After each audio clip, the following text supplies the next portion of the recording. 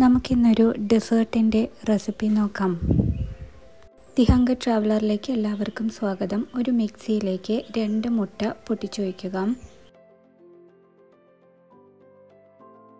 അതിലേക്ക് 1/4 കപ്പ് പഞ്ചസാരയും 20 ഗ്രാം ബട്ടറും ചേർത്ത് നന്നായിട്ട് അടിച്ചെടുക്കുക.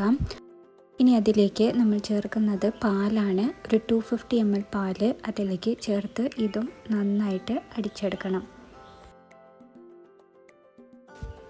ഇത് നമുക്ക് മറ്റൊരു ബൗളിലേക്ക് മാറ്റാം.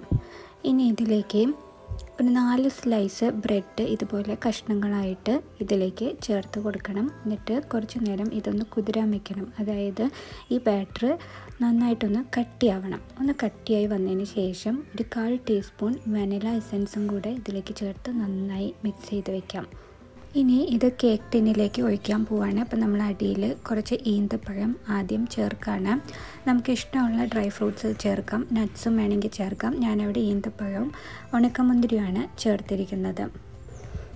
അതിനുശേഷം അതിൻ്റെ മുകളിൽ പകുതി നിറയോളം ഈ ബാറ്റർ ചേർക്കാണ്. ബ്രെഡും പാലും മുട്ടയും കൂടി ചേർന്നിട്ടുള്ള ബാറ്റർ അതിൻ്റെ മുകളിലേക്ക് ഒഴിക്കുകയാണ്. ഇനി ഇതിലേക്ക് ചേർക്കുന്നത് നമ്മളുടെ നാടൻ ലഡു ഉണ്ടല്ലോ, അതൊന്ന് പൊടിച്ചത് ഇതിന് മുകളിൽ ചേർത്ത് കൊടുക്കുകയാണ്. വീണ്ടും അതിന് മുകളിൽ ഈ ബാറ്റർ ഫില്ല് ചെയ്ത് കൊടുക്കാം. ഇനി ബേക്കിംഗ് ട്രേയിൽ വെള്ളം നിറച്ചിട്ട് നമ്മുടെ പുഡിങ് ബേക്ക് ചെയ്യാൻ പോവുകയാണ്. അപ്പോൾ 180 ഡിഗ്രിയിൽ ഓവൻ 2 മിനിറ്റ് ചൂടാക്കിയിട്ടുണ്ട്. അതിനുശേഷം ഇത് അതിലേക്ക് വെച്ച് 20 മിനിറ്റ് നേരം നമ്മൾ ബേക്ക് ചെയ്തെടുക്കുകയാണ്.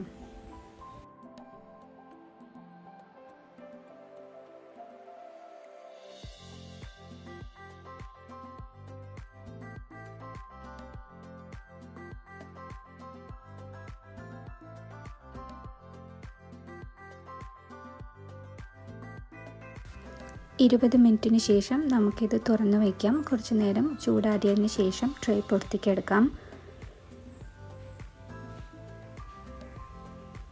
ഇത് ഈ കപ്പിൽ തന്നെ നമുക്ക് സെർവ് ചെയ്യാവുന്നതാണ്. ഇല്ലെങ്കിൽ ഇത് മറ്റൊരു പ്ലേറ്റിലേക്ക് നമുക്ക് മാറ്റിയെടുക്കാം. അങ്ങനെയും നമുക്ക് ചെയ്യാവുന്നതാണ്. അപ്പോൾ ഏറ്റവും ഈസി ആയിട്ട് ഉണ്ടാക്കാവുന്ന ഒരു പുഡിംഗ് ആണല്ലോ. എല്ലാവരും ഇതൊന്ന് ട്രൈ ചെയ്ത് നോക്കിയിട്ട് നിങ്ങളുടെ അഭിപ്രായങ്ങൾ കമൻറ്റ് ചെയ്യൂ.